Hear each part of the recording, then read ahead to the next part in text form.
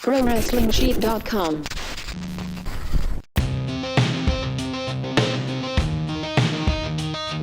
Welcome, everybody, to this week's edition of Collider Body Slam SmackDown Live recap. Come out and fight. I'm excited for this one. This was a great episode.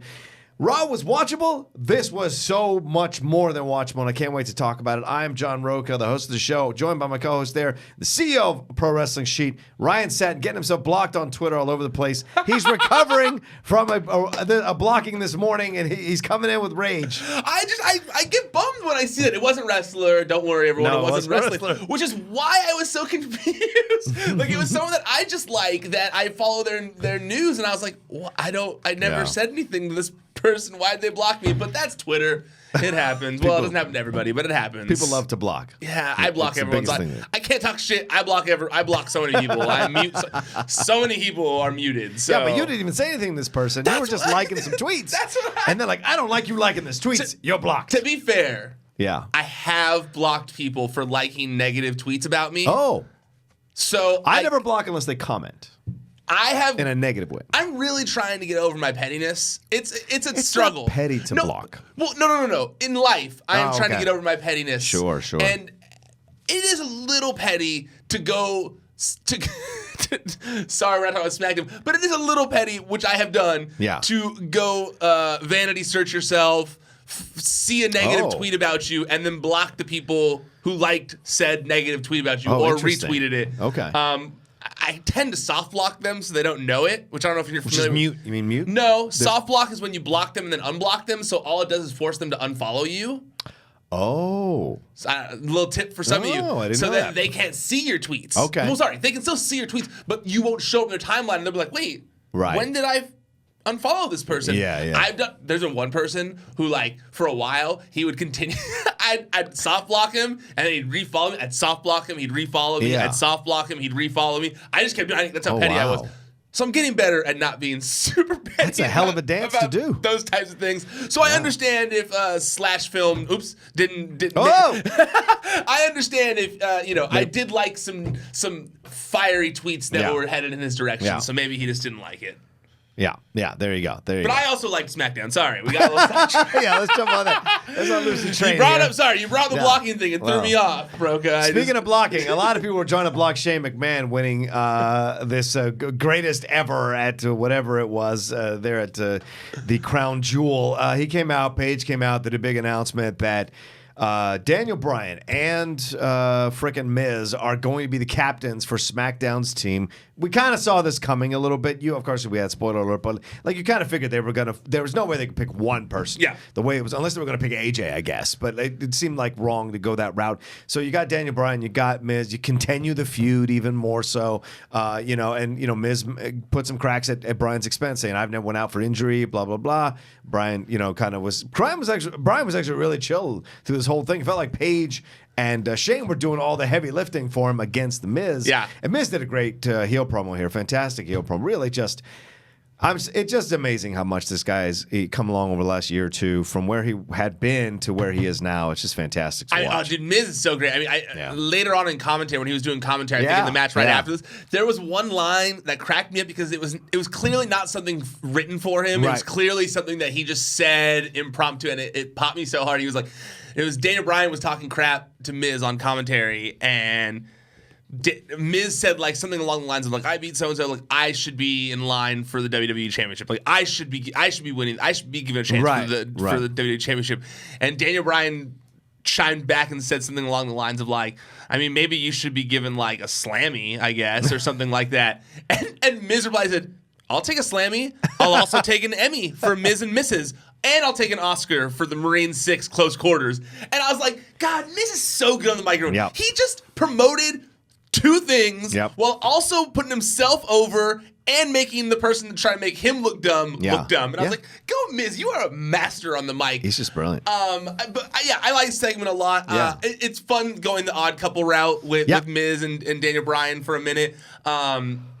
Since we probably won't like individually talk about them, since we probably won't like individually be talking about all the backstage segments between them afterwards. I like the when they'd agree with each other. They would agree with each other and have these long pauses and they're like, okay, that was weird. Yeah, that was weird. And like walk away from each other. I kind of like that Daniel Bryan and Miz, for the first time ever, are kind of on the same page, but don't like it. Like that's a fun dynamic. Yeah, it's a great wrinkle to their relationship you can add, and so that may come down the road when they become possible tag team champions. There's certainly possibilities down the road. That kind of thing lays the groundwork that if some kind of agreement about something, it could go forward, which would be interesting to see the Miz and Daniel Bryan as tag team champions. I had never thought about that till last night either, but I thought the same thing. I was like, there could be fun potential down the road. Yeah. I am still of the belief that they should be going that way for WrestleMania, a match between the two of them. If it's not going to be for the title at all, this could be the best way of getting there, is making them friends, quasi-friends for a minute. Sure. And then realizing they're bitter enemies again and breaking apart and then having the final payoff at WrestleMania or something like that. Certainly possible. I dig it. I don't know if I necessarily liked the vibe of Bryan feeling like a GM again, because I kind of got that. It felt that way because of the captain situation that's on Raw. Absolutely. So yeah, I it's weird how they're having like some captains as wrestlers and not. Yeah. Like, it's a little confusing in my opinion, right? Because there wasn't. Because the female captain on SmackDown was Paige, right? Yeah. It's kind of confusing, and then it's like Alexa. I was a little confused in the captain. That's what I was trying to figure it out yesterday on the Raw recap of who was correlative to the other people on SmackDown, right? But it's because now it seems like Shane's handling by making it Miz and Daniel Bryan, and then Paige will handle the women's side of things with the tag, which we'll get to later. So it seems like that's what's happening. It's confusing though. Yeah, it's a little. I know we said it yesterday too, but I'm still a little because Paige confused. is actually the GM. Yeah, Corbin is actually the GM on Raw. So you get conflicting desires here. Yeah, absolutely. Right. It's the same thing with me, and where you talked about how much you liked this episode, and I liked this episode. There was really good wrestling on this episode, but I also like sometimes I go like I don't understand why the wrestlers have a desire to be on the team. Like why do they care? Yeah. Like they don't gain anything from it. Like they just get beat up. There's I don't know. Like it's under the pretext of like brand supremacy. Yeah, the brand supremacy. Why do they care? Yeah, I don't know. I guess it's been put in there. It doesn't there. change their paycheck. Right. It doesn't help them at all. Like I mean, maybe I guess they get extra pay-per-view money if if we're thinking of what storyline here, like their character gets extra pay-per-view money because he's on a pay-per-view or something like that. Yeah. Certainly possible. But sometimes I look at it and I go like, why are they fighting so hard? Like for example, the match that is it right after here, the Usos versus New Day. That was a good match. Great match. Yeah. Such a good match. But I thought to myself, like, they really put it all on the line here to be the captain? What do you care if you're the captain? Like, you gain nothing out of this. Why'd you kill yourself for this? Like, Big E, that part in the match when Big E just dove to the outside and nobody was there and landed right on his back on the outside, that shit looked painful, man. That looked rough, dude. I like that about Big E. Big E is willing to test the limits of his body. Even as big as he is, I think he likes to do those kinds of things. Some dudes just like seeing how far they can go pain-wise in situations, how much they can take. It seems like Big E's one of those guys that loves doing that. So I was down with it. Yeah, but then you hear of like the Mick Foleys who say like, I wish I hadn't have done an elbow drop to the ground off the apron for 5 years because I can't walk. But look how many former NFL players like, if I'd known. But like in your 20s and your 30s, you don't give a shit about that because you think you're invincible. And you can't mentally be 50 years old when you're 20 or 30. You just can't. And yeah, you're right. Most people aren't. Totally. I just, I'll be honest. There are certain moves in wrestling. Yeah. When I see them and I go like, God, I just don't want them to do that. Oh, well, that's fair. Yes, absolutely. And I get scared that it's going to turn out bad for them. Yeah. His spear to the outside is one of those moves where I just go like, it looks so scary. It looks so scary. Yeah. Like it looks like he could just. There's so much room for error. Yeah. Every time Finn does his finisher, I go crazy. My dad. I keep waiting his knees to break at the same time. Like just go opposite directions and snap his legs in two. My dad still when he sees that move, I know that. I remember the first time he saw Finn Balor, he was like, how does he do that? Yeah. How do they both not like get so hurt from that? You know, like it's totally. It's one of those ones for sure. Yeah. But the match was great.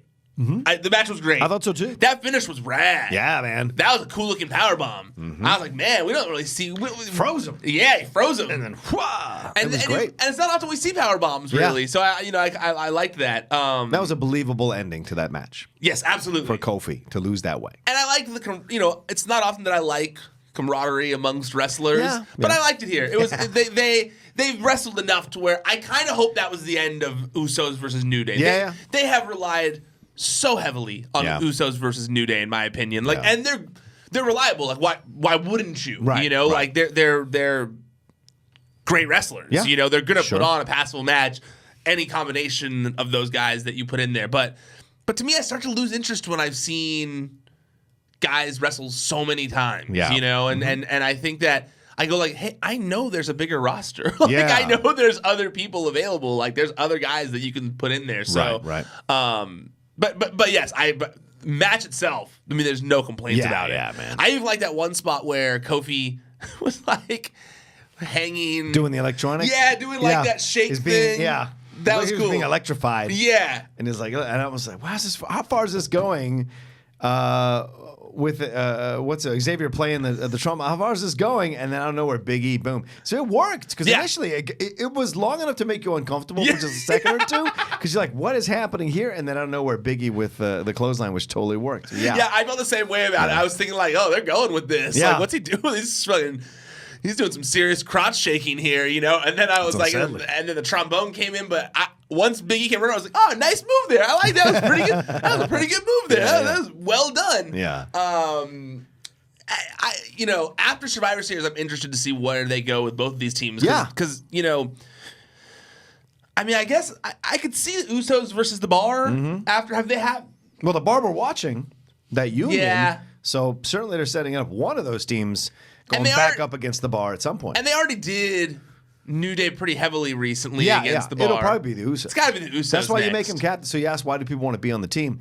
It furthers the storylines of them. It gives them more exposure, more spotlight. It makes sense for the Usos to be captain because you might want to push them next up against the Bar. So and make sure they're fully seen as faces too. So when they go up against like that whole camaraderie thing at the end, so that way when they go up against the Bar, it's a stronger dynamic between the two teams and stuff. So I liked it. It was good. It was a good match. Yeah. I appreciate you not saying like so much. Thank God that Twitter user maybe will calm down now. Oh, you're speaking so well, Ryan. It's probably someone I muted because I didn't even see it. Oh yeah, some idiot. I do say like too much. But it doesn't matter because you're still talking about stuff. Like who cares? Yeah, I do say like too much though. Stacking pork rinds at the AM PM. Stop judging. I know it's a California thing. I'm sorry. All right, next Becky Lynch. Woo, baby, no, what a promo. This was so good, brother. As the Outlaw. Like, I watch this stuff, and I go, damn, like, I can grab that, I can use that. Like, I'm still learning. Even now, 30 years later watching promos, but not 30, maybe more, 35, 40 years later of watching promos, it's still fantastic to see new people or people you've seen for a little bit, like, nail it. Like, really nail it. Because obviously, as a professional wrestler, you have to do promos all the damn time. Oh, yeah. Every week almost. But when you nail them, those become classic. This was classic, I thought. It ain't Dusty Rhodes classic or Ric Flair classic or Hogan, but it was a damn good promo. Oh no, I'm going with you on this. I feel like this was a classic promo for SmackDown, at least since it's become SmackDown Live, because this was just like, you couldn't take your eyes off of it. You were just like mesmerized by everything that she was saying. You were sucked in. And it just felt so real. It felt so raw. Like, it just felt... She was speaking her truth. Yeah, she was just spitting fire, like just spitting truth. It was this side of CM Punk pipe bomb. Like she was talking. No one thought I was going to be here. No one thought I was going to be the champ. You were handpicked. I had to earn it. I've been down so many times. I had to climb out of the pits to get into this position. So you can talk all you want, but I've been through the grind. You just got here. I loved it. It's at this point, and I know everyone's going, oh, I told you so. She's one of the most popular people in the company at this point. They're cheering her during her promos. And she's one of the best people in the company. Yes. Like, she is, man, that heel edge they gave her, yes, they gave her a heel edge, and it has been great for her career. I will stand by that. Yeah. But at this point, I mean, like, I feel like she's the most over person in the company right now. Oh, hell yes. Absolutely. And that little thing with the tongue has changed everything. And it's such a heel thing with that tongue. Even just calling herself the man. Yeah. Like, just the cocky nature of calling herself the man. I love it. I freaking love it. Like, honestly, she's one of those people where you're like, man, like, who would have thought? Right. Who would have thought that you just had to, like, hand her the ball a little bit here? But I think everyone... I shouldn't say who would have thought, because I think a lot of people thought that she had, if given opportunities, she would shine. It's similar in a way to Sasha Banks. We've never really seen the Sasha Banks from NXT that we saw on the main roster. NXT is fantastic. Yeah, like that Sasha Banks we still haven't really seen on the main roster. And I feel the same way. We're like, if they gave her the ball, they would see an amazing character. Absolutely. But I also think that, this Becky Lynch effect is starting to seep its way into like other wrestlers on the roster. I feel like even Daniel Bryan in this episode, and we'll get to it obviously, but when he attacked, when he kind of like showed an edge at the end, I feel like they're slowly letting people show a little more edge, and I feel like Becky might be the reason, because they're seeing like, hey, we just gave her like a little inch, and look what she's taking. Look how she's taking it. Look how she's just ran with that. You know, and so this promo, you just go like, that person gets it. Yeah. Like, you know what I mean? Like, there are some people that do promos, and you're like, whatever. You know, or you're like, that was written for you, whatever. Okay. Right. This is one of those ones where you, like, felt it. Like a Kaz promo. Like, a Kaz promo was the worst. But you compare with Becky just kind of figures this thing out. This is, but like, Ryan, we've watched wrestling for so many years. It is, the bests are a natural extension of themselves. Yeah, totally. This is a natural extension of Becky. Because no matter how much Becky talks all this stuff about being the man and talks all this stuff about like being a champ and who the hell are you to say anything to the champ, all of that comes from an underdog place. So we like cheer for her. We connect to her because of that. Whereas when Ronda does it, a lot of people don't like it because it feels like you said, which was a great way to put it, she's punching down instead of punching up, instead of like fighting for something. Ronda she's been champion so many times. She just looks undefeatable. It doesn't look like it doesn't have that storyline behind her necessarily in this situation that she's had to earn her way through it, right? In this arena. Obviously in real life, she's come from a not a rich background, had to suffer through a lot to get to be champion of judo and then Olympic champion and all of that, and then UFC. Absolutely. But in this arena, she doesn't have that. So it's different with Becky. Like, no matter what she says, it doesn't feel like she's punching down. It doesn't feel like she's trying to hurt people necessarily. She's trying to say, respect me, is what she's coming from. I know it's only been a day since we last spoke. Yeah. And we kind of talked about, should Becky be the one to beat Ronda? After I watch this promo, I go, she should be. Damn right. You know what? Like, I really think that, after watching this, I thought to myself, they've got a real opportunity here. Like, I know Vince McMahon and Triple H love Charlotte. Yeah. They love Charlotte. They do.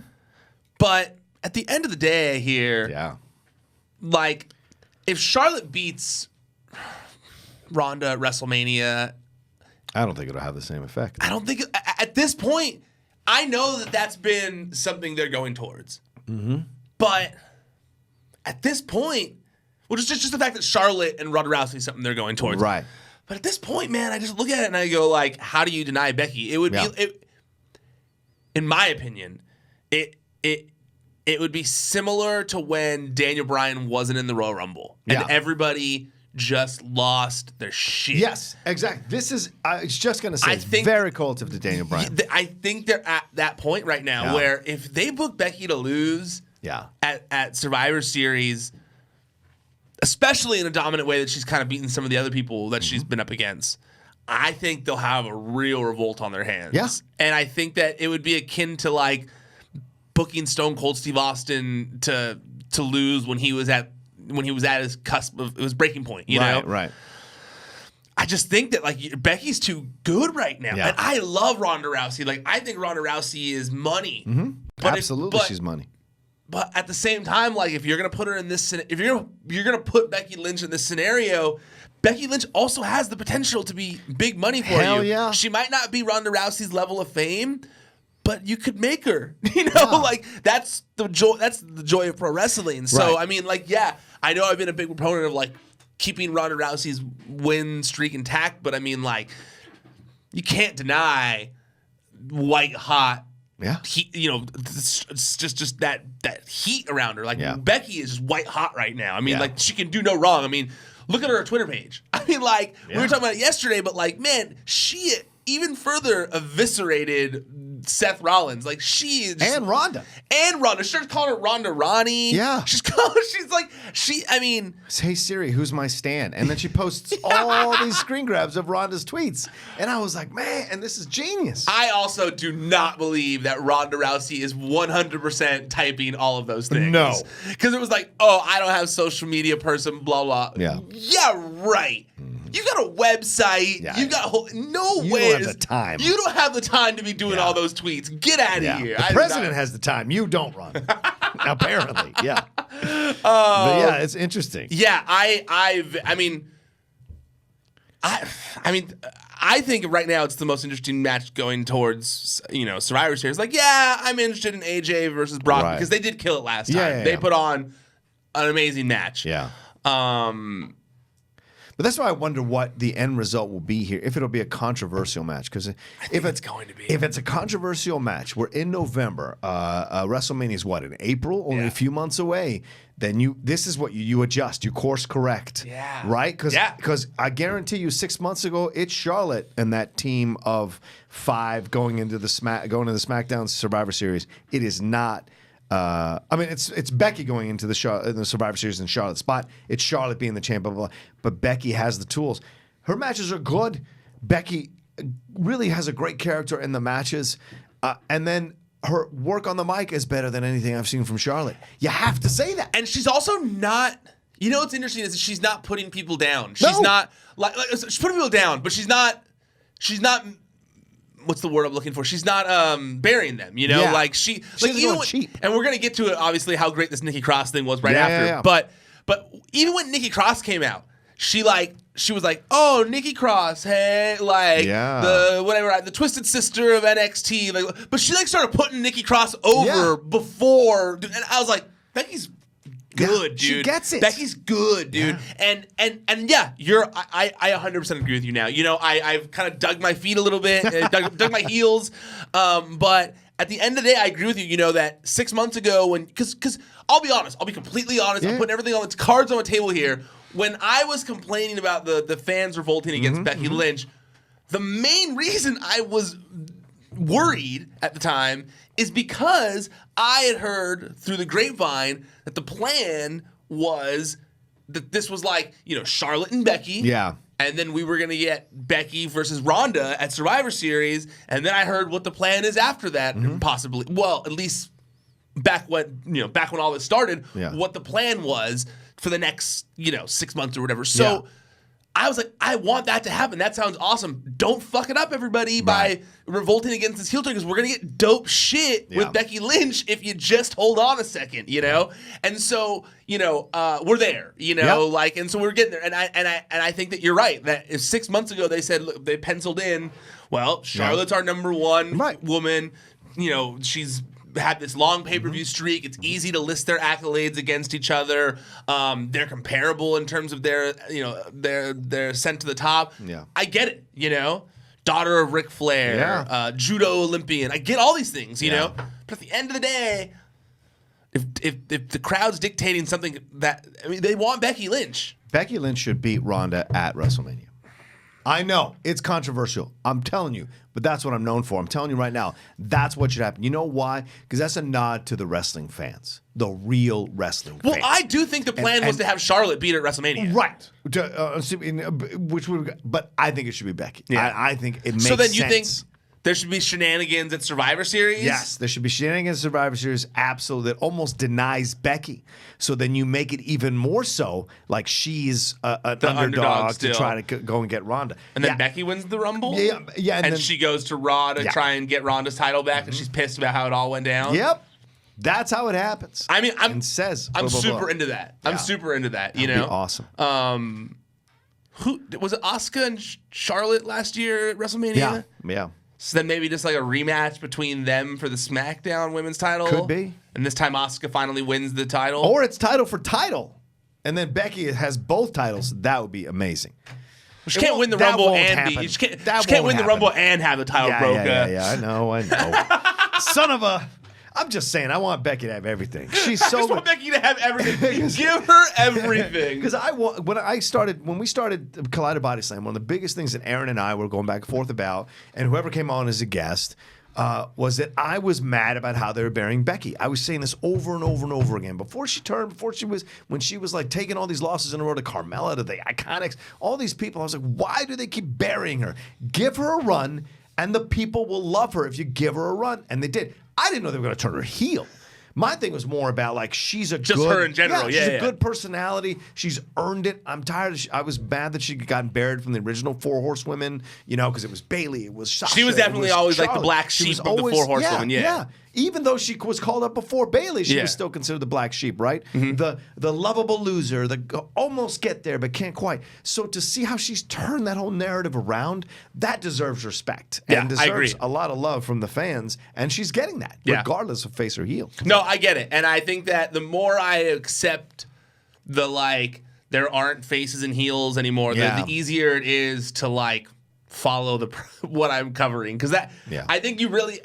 Watching WWE, not wrestling, but watching main roster WWE, you have to accept the fact that there aren't faces and heels anymore. Yeah, that's really the reality of it right now. Yeah, it's a minor version of the Attitude Era. Yeah, it's like a bit of an adjustment to the Attitude. It's like the Attitude Era minus boobs. Yeah, yes. Yeah, no TNA matches. Absolutely. Well, like you mentioned earlier, Nikki Cross made her debut here. I loved her nuttiness. She's such a welcome addition to SmackDown. I hope this wasn't a one-off call-up because of where they were in Manchester. I hope because she's Scottish, right? She's Scottish. From Glasgow. That's far, isn't it? Yeah, it is. So it's not like a hometown thing. No, but it's still UK. I know, because WWE looks at UK as like a whole. They do. I know. They do. Because I said this when I was talking to someone yesterday. I was like, I hope it's not like Pete Dunne when Pete Dunne was on that one Raw in England and then never to be heard from again.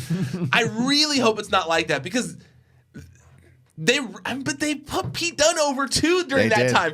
I don't know. I didn't put Nikki over, I guess, because Becky beat her. Yeah, Becky beat her. But man, they made Nikki Cross look so cool. How do you introduce someone like that and then make him go away? Because she brings such a smile to my face when she's on TV. She's such like a something you can't take your eyes off of. Right. And just when she came out and she was doing the whole I want to play. I'll play Becky. I'll play Becky. And it's like, this is great. Yeah. And then she's just like, when she's like doing the mosh thing, when she's like, she's the best.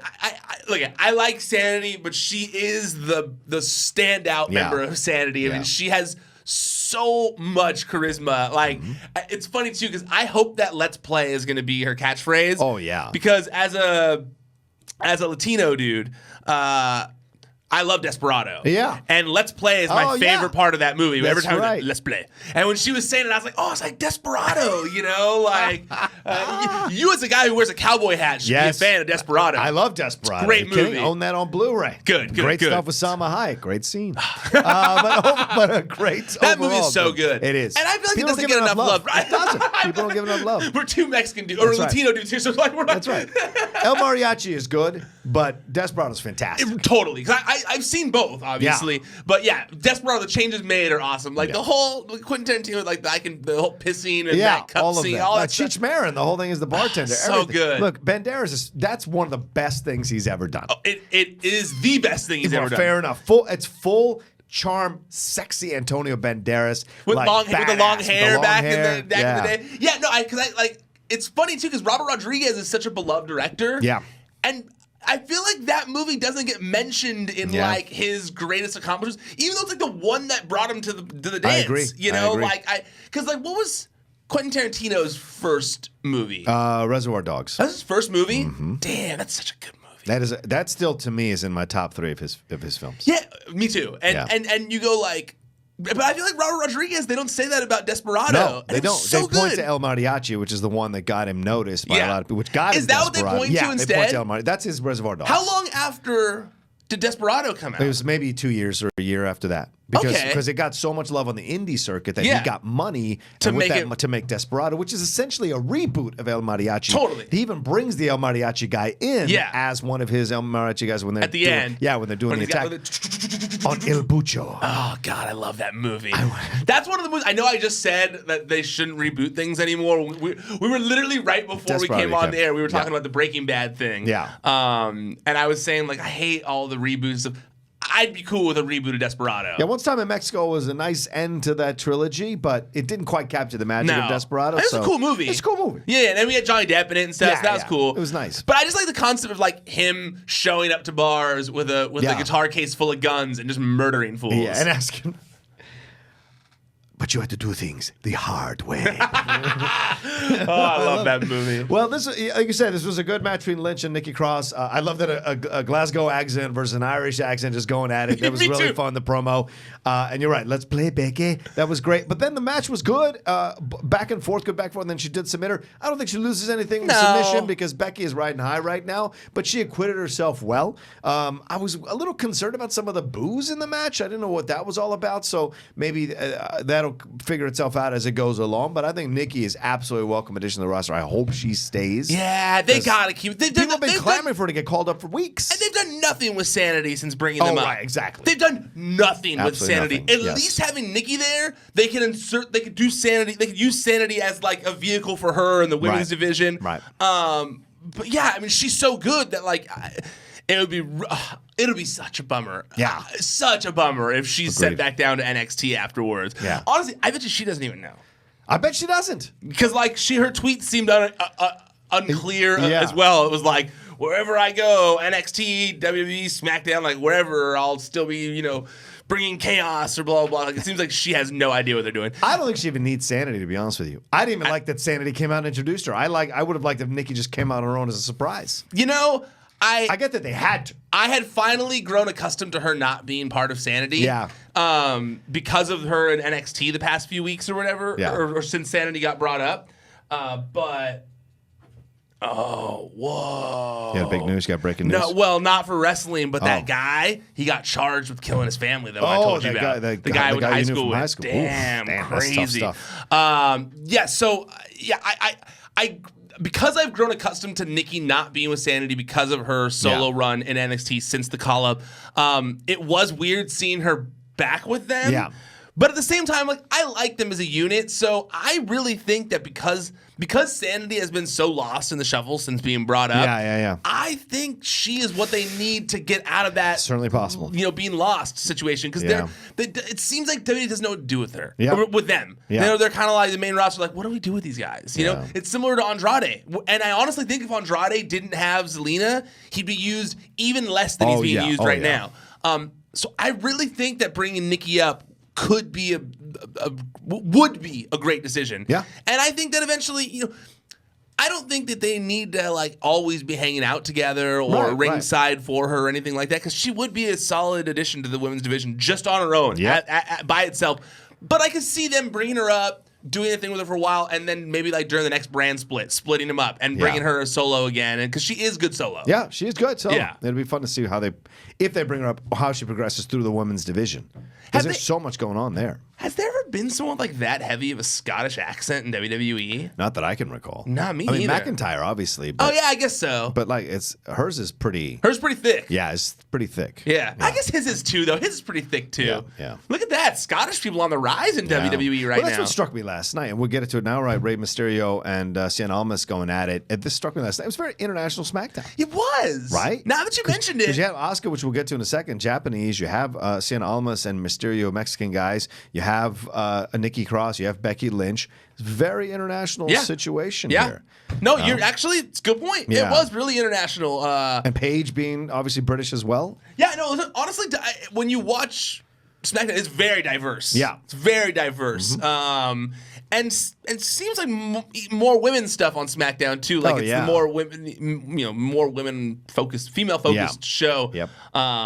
So I like the international vibe. Did you like Almas versus Rey Mysterio? I liked the match for what it was. I wanted more. I know, and it felt like once again, here's Almas in a short match when I really loved his longer NXT matches. They won't give him something.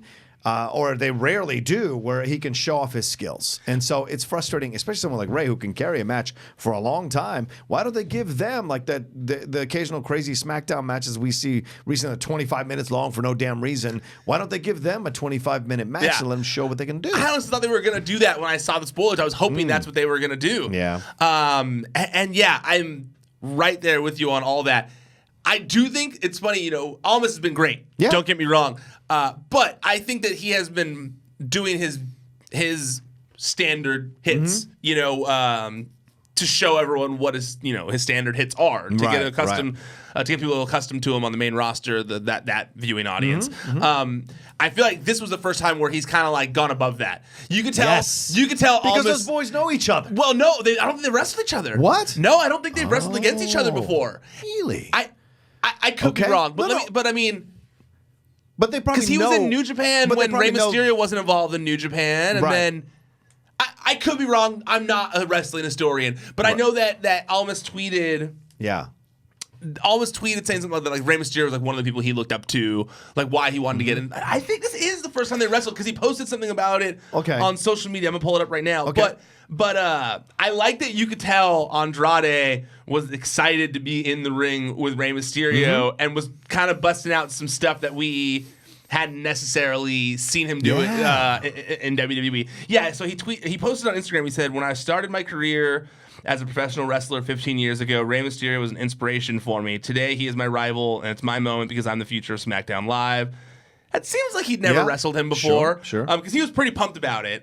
So I like to see like that backflip off of the top to running to doing those knees in the corner and then getting a full charge and doing them again. Yeah. Or the one on the outside. You talking about when he's on his shoulder? When Rey was on his shoulders? Yeah. When Rey was on his shoulders and did that flip out of the ring and landed on their feet, that was so goddamn impressive. Yeah, it was. Like the coordination it takes to do something like that, and how impressive it is to make it look believable. Yeah. Because that could be done and looked so choreographed. Of course. But it looked like it really happened. Yeah. And I know it really happened, but you know what I mean? Like, it looked like a natural thing that occurred when you watch it. And I love that, man. Yeah. Like, these two guys, give me a feud between them ASAP. Yeah. ASAP. Because, man, it was... The short time they were given was so impressive that just imagine a full-length, like, actual pay-per-view match between the two of them. Yeah, would be fantastic. Agreed. Give it to me. Yeah, Randy came in, did that RKO on Mysterio, so which of course should be added to the memes. An RKO from anywhere. Totally did that, which I liked. I thought it was cool. So that I guess that'll be what they keep going with for right now. It seems that's the way they're going. All right, but then almost hopefully we'll find his way to that thing. So we'll see as it goes on. Paige came out with these women to the Survivor Series match. Wait, real fast. It's a bummer not seeing Zelina with him. Yeah, what was that all about? Well, remember, I think it's because she got hurt at the Royal Rumble. Okay. Sorry, not the Royal Rumble, at Evolution. Oh, that's why she posted in the Battle about her, Royal. crawling on the ground, like they're saying that she'll be back or she'll fight through it. Okay. Yeah, because remember, like Nia just like dropped her on the ground from doing that gorilla press slam or whatever. Well, she's like 75 pounds, man. That's gonna take a hit. Totally. Right? Yeah. I mean, I think there was varying like. Someone said that she had like lost feeling. It looked like she lost feeling in her arm at the time. So, but then she tweeted saying it wasn't actually that bad. So we'll see. But yeah, I missed. It was weird not seeing them together. Well, hoping Alistair will go visit her now. Well, Paige comes out, discusses the Women's Survivor Series match. She brings out Carmella. She brings out Asuka. She brings out Naomi. She brings out Sonya Deville. And she brings out Charlotte. But she does not bring out Mandy Rose, the Golden Rose. She comes out, Mandy, has this whole like heel promo, starts off bashing Sonya, and then goes down the line and then gets real personal with the Jimmy Uso situation and Naomi, which I don't know what's happened with that because I don't watch Total Bellas. Maybe that's something going on. No, I don't think there was anything specific there. So something she definitely made a crack at her husband's expense and at Naomi's expense, and that started this whole battle. But then Sonya pulled her off, and then everybody separated. But what does this mean now? Like, do we need a Sonya Deville, Mandy Rose? Is this the last gasp of these guys? Like, they have to do something with them because they came over with Paige, but Paige got hurt, and so now these two they're pitting them against each other, which you could see coming a mile away eventually. Totally. Like, is this a thing where they're gonna like let them fight for a little bit and then figure out if they're gonna keep either one of them? To me, it felt like more just like a big Mandy Rose push. Yeah, that's what I'm saying. That's the vibe I got from it. It feels like Sonya's being in service of the Mandy Rose push. It almost felt like they're gonna go with like Mandy and Sonya versus Charlotte and Naomi for the time being to give them all something to do while Becky is off dealing with Ronda and all that kind of stuff. But or that was the vibe I got from it. But do you want a Mandy and Sonya feud though? Not really. Yeah. Do you? I do in this way. You love Mandy and Sonya. I love Mandy and Sonya. I do. I like them both as people. I follow them on Instagram. They're actually really cool people. No, they do seem really cool. And it's they're not very against them personally. Oriented. I just don't know the characters matter. That's my thing. Is that I don't think the characters matter, and I think there are people whose characters matter more that I'd rather see in those positions right now. Although Mandy versus Charlotte does intrigue me a little bit. Yeah. It's Sonya who, as much as I like her and she's a really cool person, who I feel like her character is a little lost right now because she's Ronda Rousey light, and that's a problem. We've talked about it here, in my opinion, before. There's nothing that separates her out. No. Like, she doesn't have that extra thing. No. Because her catchprise is great. Yes. Put your hair up and square up. I love that. Great catchphrase. Great. I would buy that T-shirt. And I know it's out there, but like, there's more. I would buy that T-shirt. I'm not going to buy that T-shirt. I'm not going to buy it because I'm going to pay $25. But if it's $10, I'll get it. But like, but her, because I don't have any hair. But I was going to say, it might look a little funny with you wearing that shirt with your short hair. I want to give her some love. But like her. Yeah, she hasn't done anything to separate herself out. Yeah. And that's important. Whereas Mandy's, they've done the whole golden thing. They gave her her own theme song. Yes. They give her the logo with the rose. Like, there's all the stuff they're trying to do with her. She got Emelina's gimmick. Yeah. Yeah. Oh, right. Good call. Yeah. So where do we go with this? I wonder. I'll reserve judgment, but I did love Naomi, that part where she was like, she acted like she didn't care when she was like talking about her outfits or whatever, like, oh, whatever. And then she like mentioned Jimmy Uso and she was just like, excuse me? What? Yeah. I thought that was great. I loved it. You're like, oh, that's a down wife right there. Yeah. Like you were like that's a girl you want to ride with. You know, like I like that. Yeah, I liked it too, and we'll see how this plays out. I mean, maybe this will end up helping Sonya more. Maybe Sonya will be like inspired to be like bringing more to the table. Do you think that because you're getting a spotlight? Do you think there's room for that right now though? With like, I mean, like you said, WrestleMania is on the horizon. Right. Right now, the building blocks to WrestleMania are going on. Right. Do you think that like they have a place in that at all? No, maybe in a Royal Rumble at WrestleMania. Maybe the Women's Royal Rumble. Yeah, maybe something like that. But to me, I always think these people are fighting for their jobs, man, and always, like every week, and on the fringes especially. Like people like Sonya. Sonya's great, but she's on the fringe, man. Nikki comes in. I feel like because, and not to be like, you know, rude or anything here, but like they're not going to fire. Like they're not going to fire like their openly gay woman on the roster right now. They don't got a lot. They only have one. Where's what's his face? But he stayed there for so long. I mean, they kept Darren Young for a long time. Yeah, they did. And they tried. They tried like 10 different gimmicks for him. It's never caught on. Yeah, they tried. Yeah, they should have just let him do the gimmick that he does now, the whole block the hate thing. But yeah, no, they tried. Yeah, but they don't. But they'll let you hang around for a while. But they may not give you storylines, and that may be the problem. Yeah, absolutely. Yeah, because someone like Dana Brooke. Exactly, Dana Brooke. Someone comes in like Nikki Cross is like, oh, we're gonna move them up and blah blah blah. So that's certainly a possibility. Yeah. That's what concerns me there. We'll see. All right, one last thing. I don't see that happening to Mandy. I do see. No, Mandy definitely. Yeah, I definitely Sonya. Without a change, will get put on the back burner, I think. All right, the thing that finishes out Jeff Hardy with Samoa Joe. Good match. Samoa Joe handles his business. It's a good battle. But then Daniel Bryan gets in the face of Daniel Bryan. Daniel Bryan goes off on him. And like you said, we have a little edge from him. What did you think about all of this? The match was what it was. Yeah. I didn't dislike the match by any means, but it was one of those things where I thought to myself, like, I didn't understand the motivation necessarily for both wrestlers. Yeah. Like, you'd think like Jeff would be like, I don't care if I'm on the team, like knowing how chill and like all that Jeff is, you think like just character wouldn't care if he's actually on the team or not, Right. But all that aside, like the end stuff. Well, first I liked the finish. Yeah, the finish was cool. Yeah, looking. the finish was good. Yeah, the finish was really cool looking. the knee when Smojo had the knees up and then pulled him into the coquina clutch. Yeah. It just looked cool because like the bounce up and pull him in, it felt realistic. So I liked that. Joe's great when it comes to realism, you know. Oh, yeah. So I really liked that.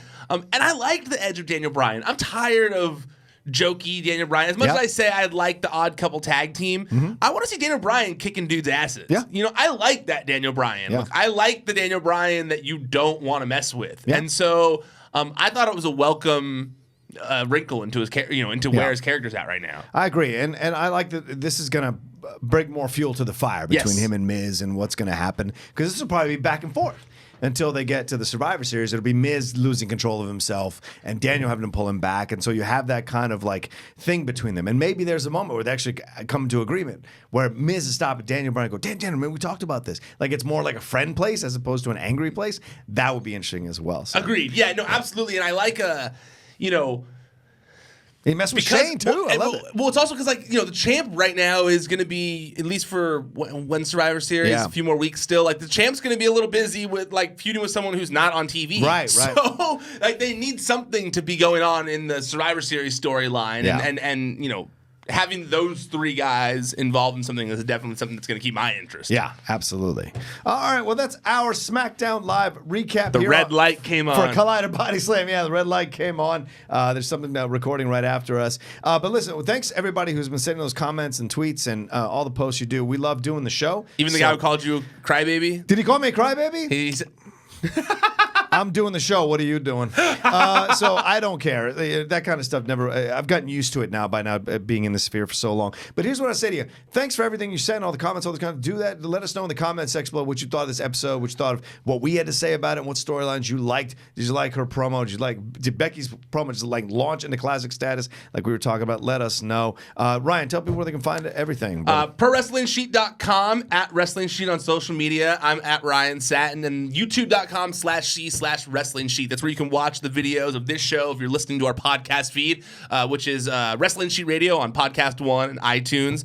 If you're on there, if you're listening that way, go check out the videos as well. You get to see our expressional faces. There's lots of stuff going on here, really. You're not going to want to miss it. I'm playing with toys in my hand. These are the things you're going to want to see while you're watching the show. So make sure you check it out. YouTube.com/C/Wrestling Sheet. There's other videos on there as well. It's also where Wrestling Sheet Radio is, and the different news hits that we do, fun lists. We did a watch along for the Halloween Hardy special last month. So please go subscribe there. It helps us out a lot. I appreciate it. I know that Rocha appreciates it. And even the guy who said that Rocha's a crybaby, or the one who says that I have really white taste buds, so I shouldn't call myself a Hispanic person. I love all you guys. So yeah, keep hitting up the comments. It helps out a lot. Absolutely. Follow Ryan at Ryan Satin. Follow me at The Rocha Says on Twitter and on Instagram. And we'll be back next week with another episode of Collider Body Slam. ProWrestlingSheet.com